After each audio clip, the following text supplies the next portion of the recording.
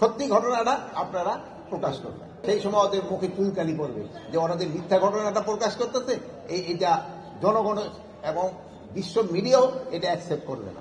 সীমান্তে ওই ধরনের কোনো উত্তেজনা নেই। সীমান্ত অন্যান্য সময়ের মতোই একই অবস্থা চলছে।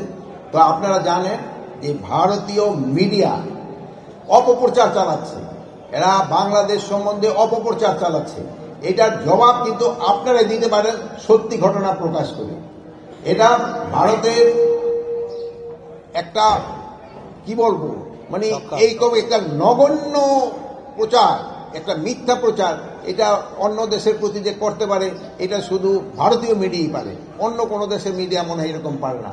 এটার প্রতি উত্তর আপনারা সত্যটা প্রকাশ করে আপনারা দিবেন। আপনারা, আমরা যারা এই দেশে আছি আমরা সবাই একসাথে এটার প্রতিবাদ করব। এই যে দেখেন এই জুলাই বিপ্লবের পরে এই যে যে একটা পরিস্থিতি, আপনারা এখানে একটা আসছেন যে একটা কিছু কোনো কিছু হয়, একটা দুর্যোগ বা কোনো কিছু, এটা কিন্তু সময় দরকার হয় এটা আবার পুরা ওই পূর্বাবস্থায় ফিরে আনতে। এই যে ধরেন যে কোথায় হয়তো বন্যা হলো বা ফায়ার হলো, একটা বিল্ডিং ধস হলো, সব জায়গায় কিন্তু একটু সময় দিতে হয়, সাথে সাথে কিন্তু আগের অবস্থায় ফিরে আসে না। যেমন আগুনটা নির্মাণ হয়ে গেল, বিল্ডিংটা আবার সে আগের অবস্থায় ফিরে আসবে না, এটার জন্য কিছু সময় দিতে হবে।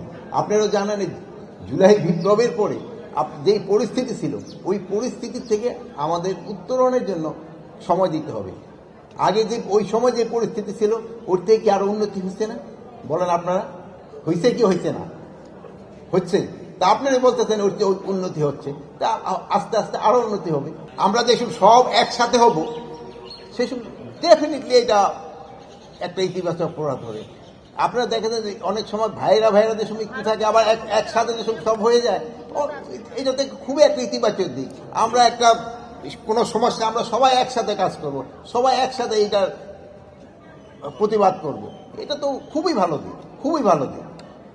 না কোনো ধরনের উদ্বেগজনক আশঙ্কা নেই, কোনো যুদ্ধ, ওরা বাদ যুদ্ধ করে যাচ্ছে। আপনারা এটার প্রতিবাদ করবেন এবং আপনারা যে সত্যি ঘটনাটা আপনারা প্রকাশ করবেন। তবে ওদের সেই সময় ওদের মুখে চুলকানি পড়বে যে ওনাদের মিথ্যা ঘটনাটা প্রকাশ করতেছে, এটা জনগণ এবং বিশ্ব মিডিয়াও এটা অ্যাকসেপ্ট করবে না। আমার মনে হয় ওনার দেশে শান্তিরক্ষী বাহিনী প্রয়োজন, ওই জন্যই উনি বলছে যে ওনার দেশেরটার জন্যই মনে আমাদেরটা ভুলে উনি বলে যে বাংলাদেশে ওনার দেশে শান্তিরক্ষী বাহিনী এখন প্রয়োজন। ওনার দেশে দেখেন না যে ইসেরা এই কি বলে সংখ্যালঘুরা কিভাবে অত্যাচারিত হচ্ছে, ওই জন্যই মনে হয় উনি ওনার দেশের জন্যই মনে হয় ওইটা চাচ্ছে।